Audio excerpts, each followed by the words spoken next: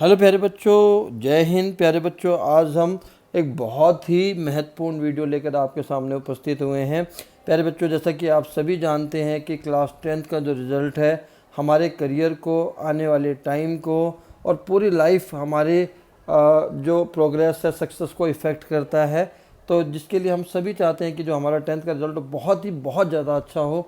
तो हम जब 10th के रिज़ल्ट की बात करते हैं, सीबीएसई बोर्ड के एग्जामिनेशन की बात करते हैं, तो हमारे दिमाग में एक कंसेप्ट हमेशा, एक चैप्टर हमेशा, एक सब्जेक्ट हमेशा दिमाग में रहता है, जो कि है मैथ्स। हम सभी को पता है कि मैथ्स के अंदर नंबर अच्छे आ जाएँ तो बाकी तो हम कर ही लेते हैं। तो मैथ को ही आसान बनाने के लिए आज हम आपके सामने एक चैप्टर जिसका नाम है क्वाड्रेटिक इक्वेशंस लेकर उपस्थित हुए हैं। इस वीडियो के अंदर हम सीखेंगे क्या? इस वीडियो के अंदर हम इसके बेसिक्स, क्योंकि अगर आपको बेसिक आता है तो आप कहीं ना कहीं कुछ क्वेश्चंस को अटेम्प्ट कर सकते हैं, ठीक है। तो बेसिक के साथ कुछ इंपॉर्टेंट क्वेश्चंस को हम इसके अंदर डिस्कस करने वाले हैं। तो आइए स्टार्ट करते हैं इस वीडियो को। सबसे पहले हमें पता होना चाहिए कि क्वाड्रेटिक इक्वेशन क्या होती है। ये क्वाड्रेटिक इक्वेशन एक एक्स के रूप में इक्वेशन होती है, जैसा कि आप यहाँ देख सकते हैं कि इसकी जनरल इक्वेशन क्या होती है, A x square plus B x plus C is equals to 0, ठीक है। तो ये है क्वाड्रेटिक इक्वेशन की स्टैंडर्ड इक्वेशन और बेसिक इक्वेशन, जिसके अकॉर्डिंग आपको सारे क्वेश्चन करने हैं। तो इस इक्वेशन को तो आप याद कर लीजिए, ठीक है। इस इक्वेशन के अंदर एक कंडीशन लगती है कि जो a की वैल्यू है वो 0 नहीं हो सकती। इसके पीछे रीज़न है, अगर a 0 होता है तो जो x की पावर 0 के साथ मल्टीप्लाई होकर वो भी क्या बन जाएगी, 0। अगर यह x की पावर 2 हट जाती है तो ये क्या रह जाता है, B x plus C is equals to 0 which is a linear equation not a quadratic, ठीक है। तो क्वाड्रेटिक का मतलब, जो क्वाड वर्ड है इसके अंदर क्वाड्रेटिक का मतलब ही 2 होता है, ठीक है। और क्वाड्रेटिक इक्वेशन उस इक्वेशन को हम कहते हैं जिसकी डिग्री 2 होती है, ठीक है। अब आप कहेंगे कि डिग्री क्या होती है, तो डिग्री प्यारे बच्चों, डिग्री हम जो वेरिएबल होता है किसी भी इक्वेशन के अंदर, variable like A B C D till Z, generally हम x और y वेरिएबल बहुत ज़्यादा यूज़ करते हैं। तो इनकी जो हाईएस्ट पावर किसी इक्वेशन में क्या होगी, 2 होगी, तो उसे हम क्या कहेंगे, डिग्री कहेंगे, यानी कि highest power of the variable. Clear? Variable इसको क्यों कहा जाता है, क्योंकि इनकी वैल्यू कभी भी सेम नहीं रहती, इट कीप ऑन चेंजिंग, बदलती रहती, इसीलिए हम इसको क्या कहते हैं, वेरिएबल कहते हैं।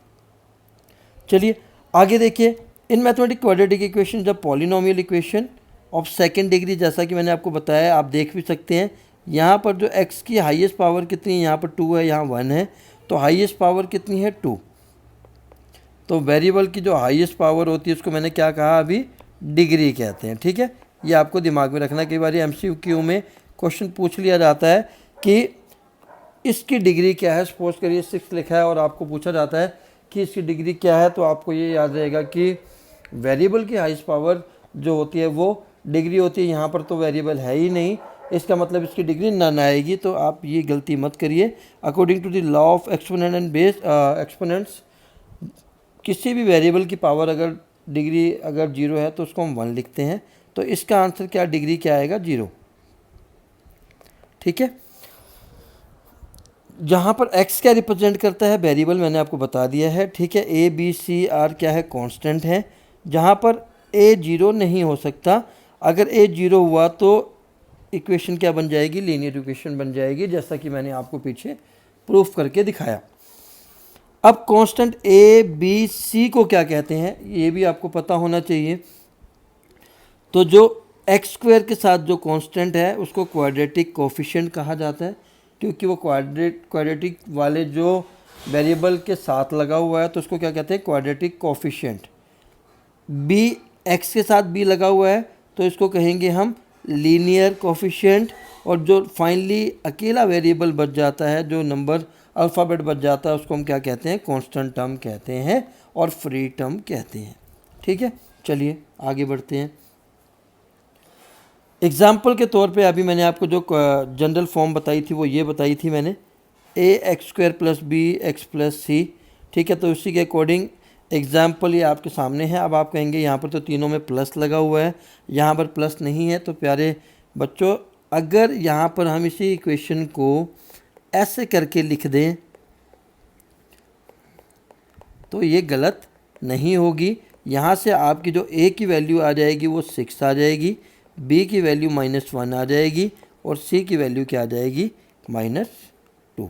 कई बार आपको ये भी निकालनी, आगे निकालनी ही पड़ेगी जब आपको डिस्क्रिमिनेंट चाहिए होगा, डिस्क्रिमिनेंट कैलकुलेट करना है। ठीक है, ए बी सी तीनों क्या होंगे, रियल नंबर होंगे। A permitted, A equal to 0 permitted नहीं है, बी 0 हो सकता है, सी 0 हो सकता है, पर ए नहीं। ठीक है, चलिए फैक्टरिंग क्वाड्रेटिक। ठीक है, अब फैक्टर बनाना है, सबसे इम्पोर्टेंट चीज़ क्या है, फैक्टर बनाना है। तो आपको 9th क्लास में भी आपने पढ़ा होगा। ठीक है, फैक्टर क्या होता है, सिमिलरली सपोज करिए फैक्टर हम किसे कहते हैं, जो गिवन नंबर को एग्जैक्टली डिवाइड कर दे और रिमाइंडर क्या बचे 0, रिमाइंडर क्या बचे 0। ठीक है, फॉर एन एग्जांपल 12 के फैक्टर कौन कौन से होंगे, 12 किस किस नंबर, ऐसा कौन कौन से नंबर है जो 12 को एग्जैक्टली डिवाइड कर देंगे, 1 हो सकता है, 2 हो सकता है, 3 भी है, 4 भी है, 6 भी है, 12 भी है। तो ये सारे नंबर इसके फैक्टर हैं। सिमिलरली हमें इस इक्वेशन के फैक्टर निकालने हैं जो इस इक्वेशन को एग्जैक्टली डिवाइड कर दें। ठीक है, तो करते कैसे हैं, ठीक, इसको करने के दो तरीके होते हैं फैक्टर निकालने के। पहला तो आप इसके x की ऐसी वैल्यू फाइंड आउट कर लीजिए जिससे हम जीरोस कहते हैं, जिसे पुट करने पर ये इक्वेशन क्या हो जाए, पूरी 0 हो जाए। ठीक है, नहीं तो दूसरा फैक्टर बनाने का तरीका होता है splitting the middle term, splitting the middle term. ठीक है, मिडल टर्म का मतलब यहाँ पर होता है जो ये बी एक्स वाला जो वेरिएबल है, जो आपकी जनरल इक्वेशन क्या थी, A x square plus B x plus C. ठीक है, इसको आपने बी वाली जो टर्म है इसको आपने 2 पार्ट्स में ब्रेक करना है। किस 2 पार्ट्स में ब्रेक करना है, जब आप ए एक्स स्क्वायर यानी कि फर्स्ट और लास्ट टर्म को जब आप मल्टीप्लाई करोगे तो क्या आएगा, ए सी एक्स स्क्वायर आएगा। तो बी एक्स को आपने ऐसे 2 पार्ट्स में ब्रेक करना है जिससे मल्टीप्लाई कर कर ए सी एक्स स्क्वायर आए और प्लस करके बी एक्स आना चाहिए। एग्जाम्पल में आपके सामने है, यहाँ दिखा देता हूँ, जस्ट अ मिनट। जैसे कि यहाँ पर एक इसी एग्जाम्पल को देखते हैं। ठीक है, x square plus x square, ठीक है, प्लस 3x माइनस 4। ठीक है, हमें ये लेना है। ठीक है, हमें क्या लेना है, इसको ब्रेक करना है। ब्रेक कर फैक्टर बनाने के लिए तो मैंने अभी आपको बताया। ठीक है, फैक्टर कैसे बनेगा, ये जो पहली टर्म है ए एक्स स्क्वायर वाली, इसको लास्ट वाली से मल्टीप्लाई करना है। तो एक्स स्क्वायर को जब आप 4 से मल्टीप्लाई करोगे तो ये आएगा 4x स्क्वायर। यानी कि आसान सी लैंग्वेज में आप समझिए कि पहली वाली टर्म और लास्ट वाली टर्म को आपस में मल्टीप्लाई करना है। यहाँ 4 के साथ माइनस है तो माइनस भी यूज़ करना है, -4x स्क्वायर आना चाहिए।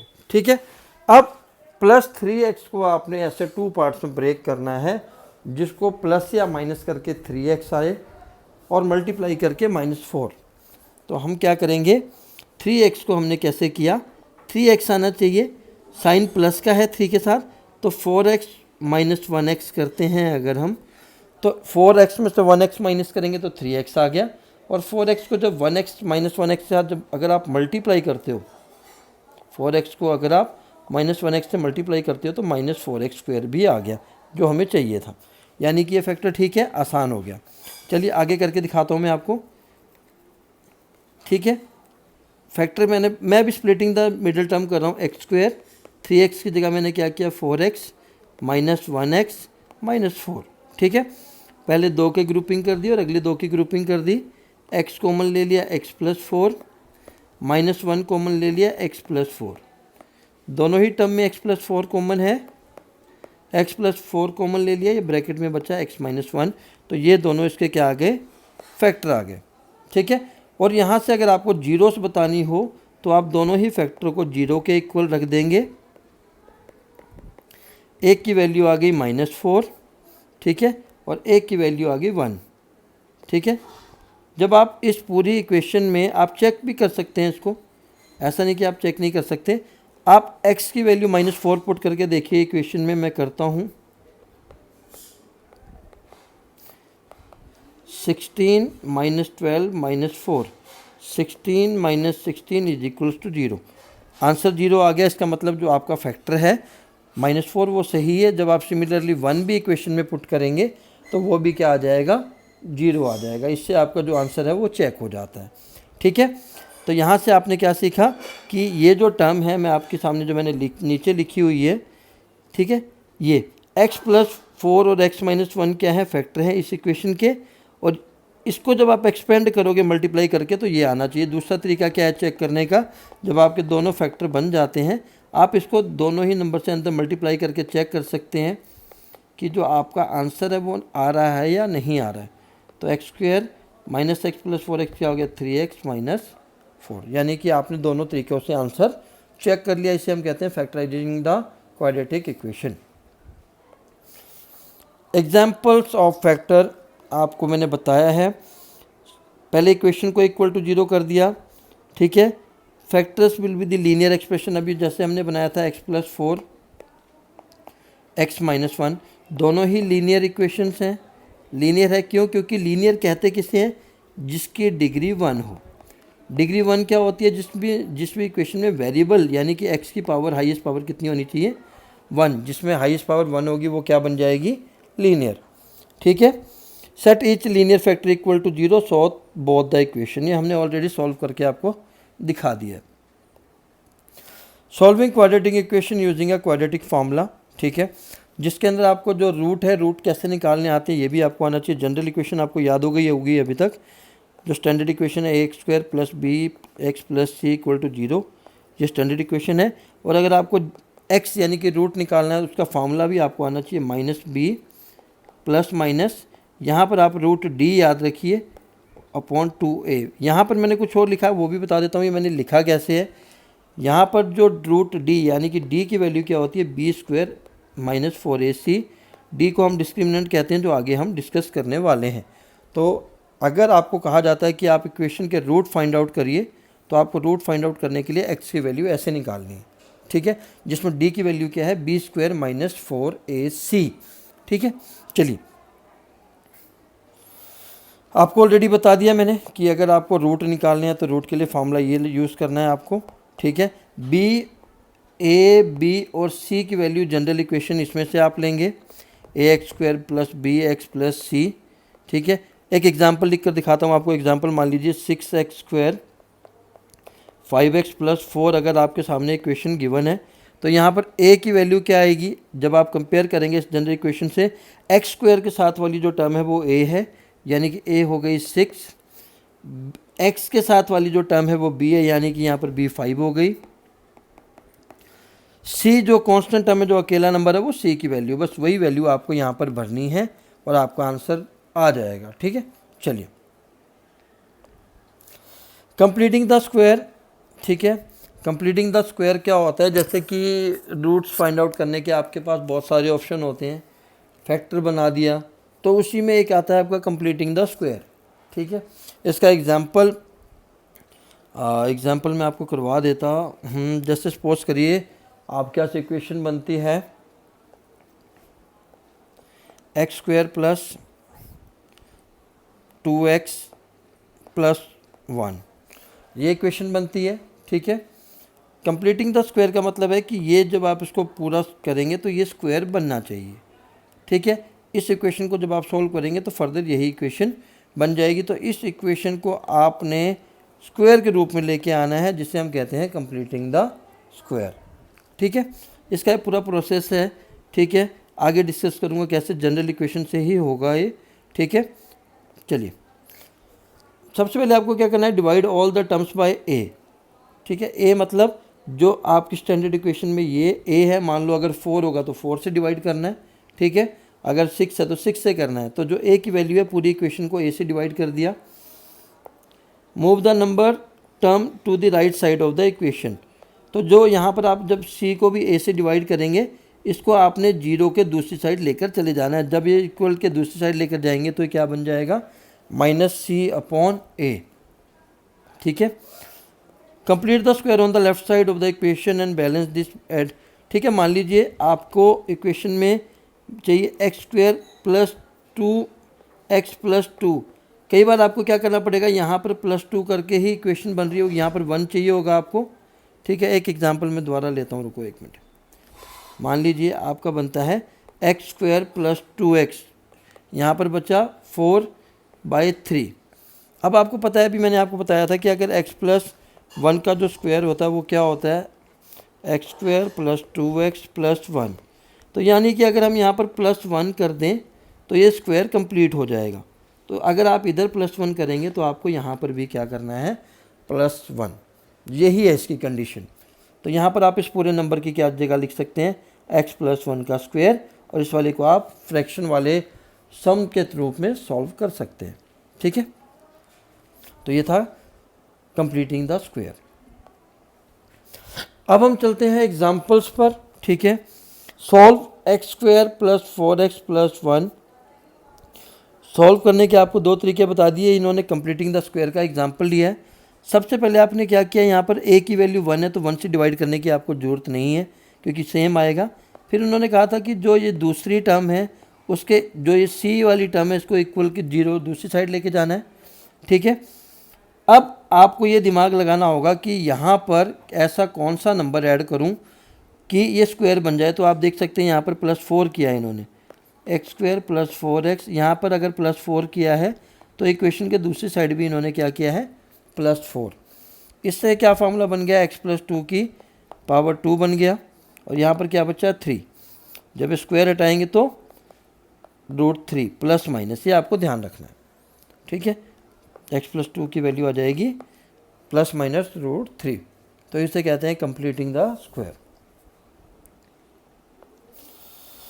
सबसे पहला क्वेश्चन चलो डिस्कस करते हैं। The area of rectangular plot is 528 square metre. The length of the plot is 1 more than twice its breadth. We need to find the length and the breadth of the plot. सबसे important क्या करना है आपको इसको late करना पड़ेगा। आपको length और ब्रेड्थ को लेट करना है। आपको ये कैसे पता चलेगा कि किसको लेट करना है, ये सबसे ज़्यादा इंपॉर्टेंट है। इसके लिए आपने क्वेश्चन को ध्यान से पढ़ना है।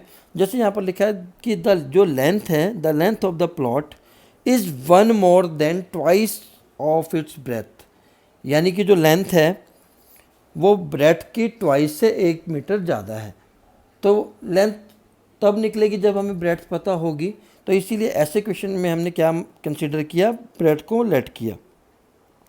x मीटर, ब्रेथ क्या होगी, x मीटर हो गई। फिर उन्होंने कहा है कि जो लेंथ है वो ब्रेथ के ट्वाइस, यानी कि ट्वाइस का मतलब होता है 2 टाइम। ठीक है, जो यहाँ पर ट्वाइस लिखा है, ट्वाइस का मतलब होता है 2 टाइम, ब्रेथ के ट्वाइस से 1 मीटर ज़्यादा है। दोनों के साथ क्या लगाया, मीटर लगाया। ठीक है, और इन्होंने क्या, वो एरिया आपको गिवन है। एरिया का फॉर्मूला रेक्टेंगल का आपको पता ही होता है, length into breadth, 528 square metre. ठीक है, लेंथ और ब्रेथ की वैल्यू सामने पुट की, वहाँ से आप इक्वेशन बनाकर आगे x की वैल्यू निकाल सकते हैं। ठीक है, चलिए represent the following situation in a form of quadratic equation. Quadratic equation इसमें भी बनाना है। ठीक है, the product of 2 consecutive positive integer. Consecutive का मतलब होता है एक के बाद next number. For an example जैसे 4 है, 4 के अगला नंबर क्या होगा, 5। ठीक है, तो पहला कंसेक्यूटिव नंबर इन्होंने x ले लिया, तो दूसरा क्या हो जाएगा x + 1। जैसे पहला अगर 4 है तो अगला क्या होगा, 4 + 1 5। अगर पहला x है तो दूसरा क्या होगा, x + 1। इन्होंने क्या कहा है कि जो प्रोडक्ट है इन दोनों का क्या है, 306 है। तो यानी कि x और x + 1 का जो प्रोडक्ट है वो कितना है, 306। जब x को आप दोनों ही नंबर से अंदर मल्टीप्लाई करेंगे हो जाएगा x² + x = 306। 306 को आप इक्वल के दूसरी साइड लेकर जाएंगे, प्लस वाली टर्म हमेशा क्या हो जाती है, माइनस हो जाती है। तो ये आपकी बन गई क्वाड्रेटिक इक्वेशन। फर्दर आप इसको सॉल्व कर सकते हैं कंप्लीटिंग द स्क्वायर से, फैक्टर बनाकर, या assuming the value of x that can make it equal to 0। Find the roots. अब रूट की बात आ गई। ठीक है, रूट फाइंड आउट करने के 2 तरीके हैं। पहला आप फैक्टर फाइंड आउट कर लीजिए। ठीक है, बाय द फैक्टराइजेशन मेथड लिखा है यहाँ पर। तो जैसे x² - 3x - 10,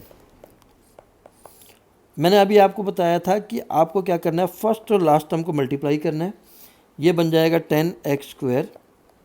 ठीक है, तो आपने -3 को ऐसे 2 पार्ट्स में ब्रेक करना है, जिसको प्लस या माइनस करके -3 आना चाहिए और मल्टीप्लाई करके 10 आना चाहिए। तो सबसे पहले जब यहाँ पर 10 है, ये नंबर आपको अपने आप बताएगा कि आप कौन से नंबर ले सकते हैं। 10 किस किस के टेबल में आता है, 2 5 या 10। ठीक है, ये 2 नंबर आते हैं, और 5 - 2 करोगे तो 3 भी आ रहा है, यानी कि बन गया आपका x²। 3 के साथ माइनस टर्म है, माइनस साइन है, तो बड़े नंबर के साथ क्या होगा, -5x + 2x। आप इन दोनों को सोल्व करेंगे तो क्या -3 आ गया। ठीक है, -10। फिर आगे इन्होंने फैक्टर बनाए, तो फैक्टर यहाँ पर आप देख सकते हैं, फैक्टर बने हैं x - 5 x + 2। अब यहाँ से आपको रूट निकालना है। मैंने बताया था जो फैक्टर को दोनों को क्या करना है, 0 के इक्वल कर देना है। यहाँ से x 5 आ गया और यहाँ से आ गया -2। तो ये थे हमारे रूट्स। क्लियर। सेकंड क्वेश्चन भी सिमिलर है। 6 को 2x से मल्टीप्लाई किया, -6 को किया तो -12x² आ गया। ठीक है, फर्दर x को 2 पार्ट्स में डिवाइड किया, 4x - 3, क्योंकि 4 3 = 12 होता है, 2 6 = 12 भी होता है, लेकिन 6 को 2 से माइनस करेंगे या 2 को 6 में से माइनस करेंगे तो 4 आता है, लेकिन हमें यहाँ पर क्या चाहिए, 1x चाहिए। ठीक है, तो 4 और 3 वाला ले लिया, इसके फैक्टर बन गए x + 2 2x - 3। जब दोनों को 0 के इक्वल किया तो रूट की वैल्यू आ गई। क्लियर। यहाँ पर हमने दिखाया भी है, देखिए। ठीक है, इसको भी आप फॉलो कर सकते हैं। Next question, solve the problem given in the example 1. John and Jivanti together have 45 marbles. Both of them lost 5 marbles each. दोनों के पास मिलाकर कितने हैं, यानी कि अगर मैं जॉन की और जीवंती की बात करूं, इनके पास मिलाकर 45 मार्बल्स हैं टोटल। अब दोनों ने कितना लॉस कर दिया, दोनों ने 5 मार्बल्स गुम कर दिए। And the product of the number of marbles they now have is 124। यानी कि जो दोनों के पास मार्बल है, उनको जब हम मल्टीप्लाई करते हैं तो वो कितना आता है, 124 आता है। We would like to find out how many marbles they had to start with.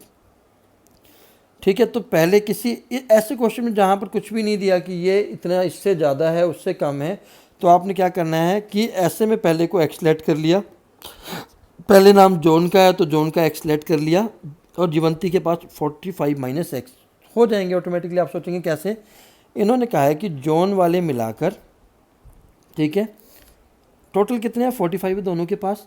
अगर जॉन की जगह मैंने x कर दिया तो जीवंती के पास क्या हो जाएगा, x को दूसरी साइड लेकर जाओगे तो 45 - x वही लिखा हुआ है। आगे उन्होंने क्या कहा है, इन दोनों में से 5 दोनों ने क्या कर दिए, गुम कर दिए। जॉन ने 5 गुम कर दिए तो x - 5 हो जाएगा।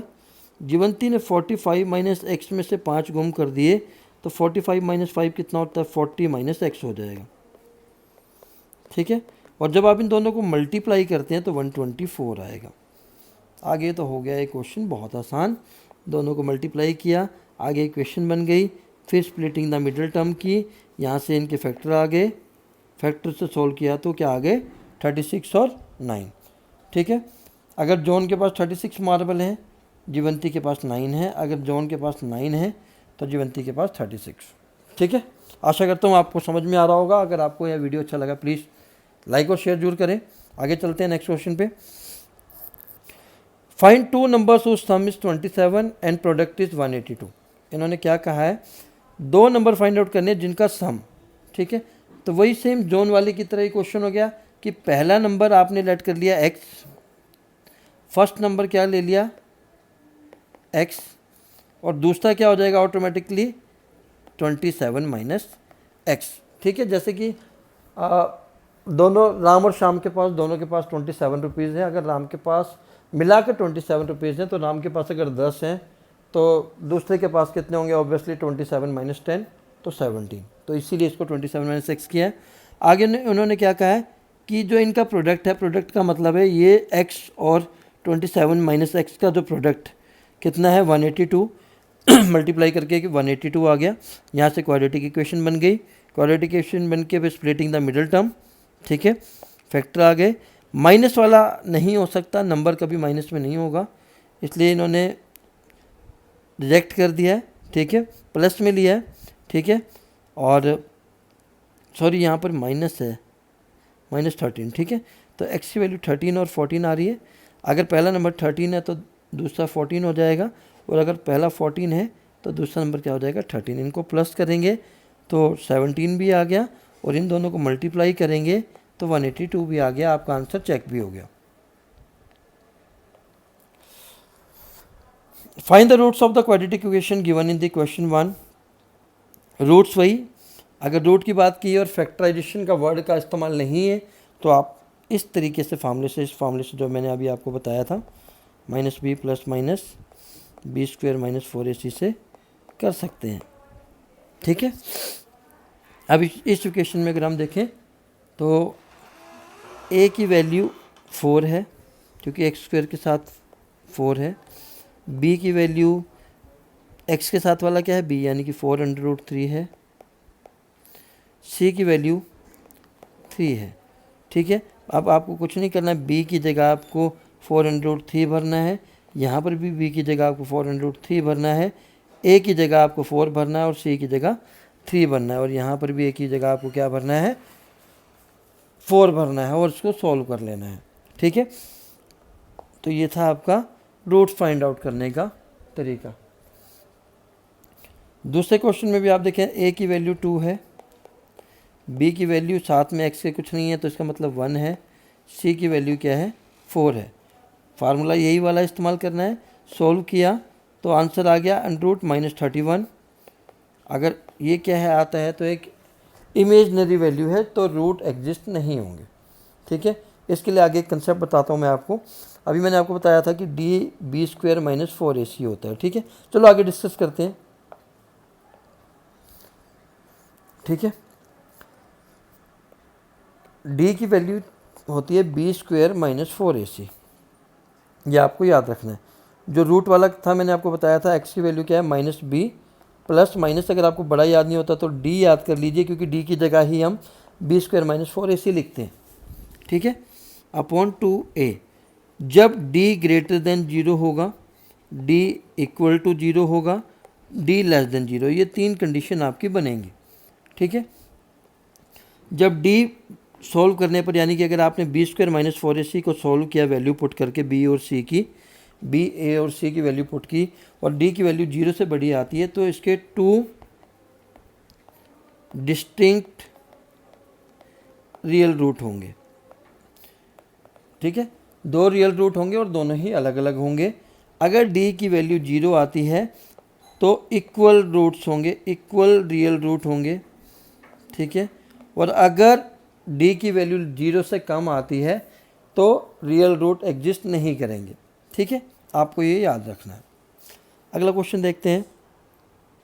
इन a class test the sum of Shefali's mark in a mathematics and English is 30, ठीक है।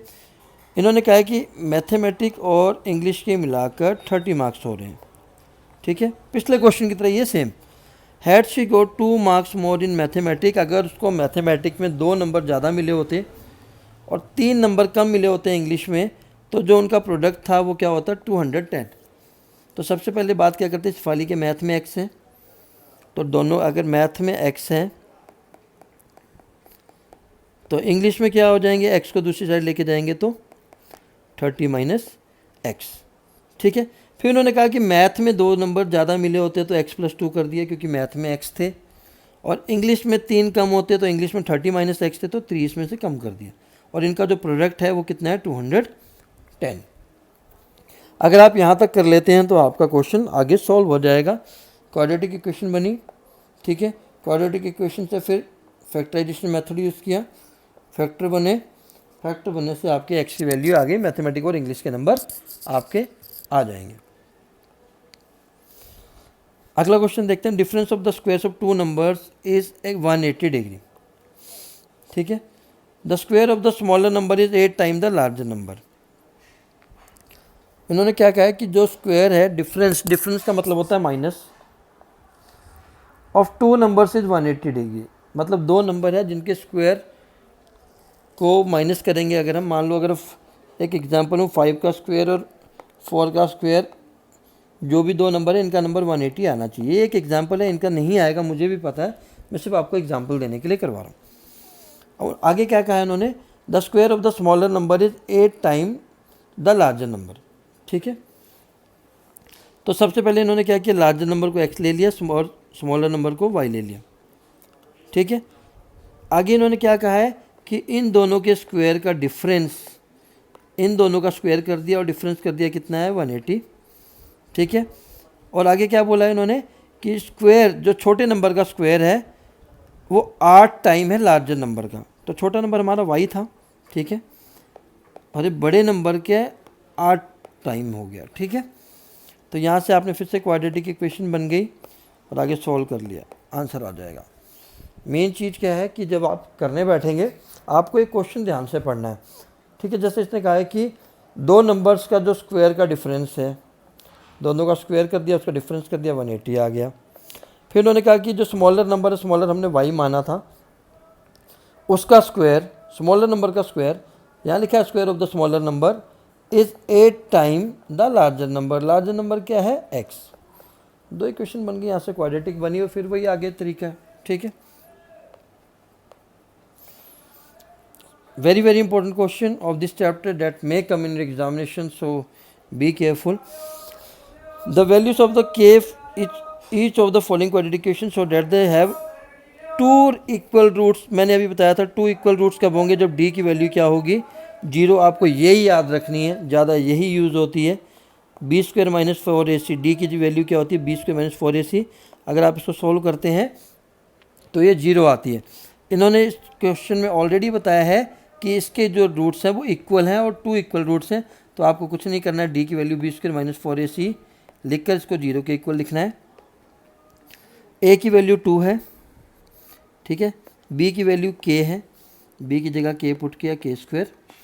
ए की वैल्यू क्या है 2, c की वैल्यू क्या है 3। ठीक है, ये कितना आ जाएगा 24, k square minus 24 is equals to 0। 24 को दूसरी साइड ले जाऊंगा, स्क्वायर हटाऊंगा तो रूट लग जाएगा, रूट आपको सोल्व कर लीजिएगा तो ये आ जाएगा। ठीक है, तो ऐसा ही क्वेश्चन पेपर में आने के चांस होते हैं। Find the value of k when they have equal roots. Clear, तो इक्वल रूट्स वाला ही क्वेश्चन ज़्यादा आता है, जहाँ k की वैल्यू आपको निकालनी होती है। आपको कुछ नहीं करना है, बी स्क्वायर माइनस 4ac को 0 के इक्वल लिखना है और सोल्व कर लेना है। और मैंने बताया था इक्वल और इक्वल रियल रूट्स कब होते हैं, जब d 0 होगा, और जब d ग्रेटर देन 0 होगा तो इक्वल नहीं होंगे, डिस्टिंक्ट होंगे। डिस्टिंक्ट का मतलब होता है अलग अलग रूट्स होंगे, टू डिस्टिंक्ट रियल रूट। ठीक है, जैसे एक -4 आ जाएगा और 3 आ जाएगा, ये अलग अलग है, और इक्वल में दोनों ही -3 आएंगे। ठीक, यही फ़र्क है। तो प्यारे बच्चों, आज के लिए इतना ही, फिर मिलते हैं। अगर आपको ये वीडियो पसंद आया तो प्लीज़ इसको ज़्यादा शेयर करें। ठीक है, हम और इम्पोर्टेंट क्वेश्चन जो CBSE में लास्ट ईयर आए हैं इस चैप्टर के ऊपर, हम उस वीडियो को बहुत जल्दी रिलीज़ करने वाले हैं। तो आज के लिए प्यारा इतना ही, फिर मिलते हैं आपसे, तब तक के लिए जय हिंद, जय भारत।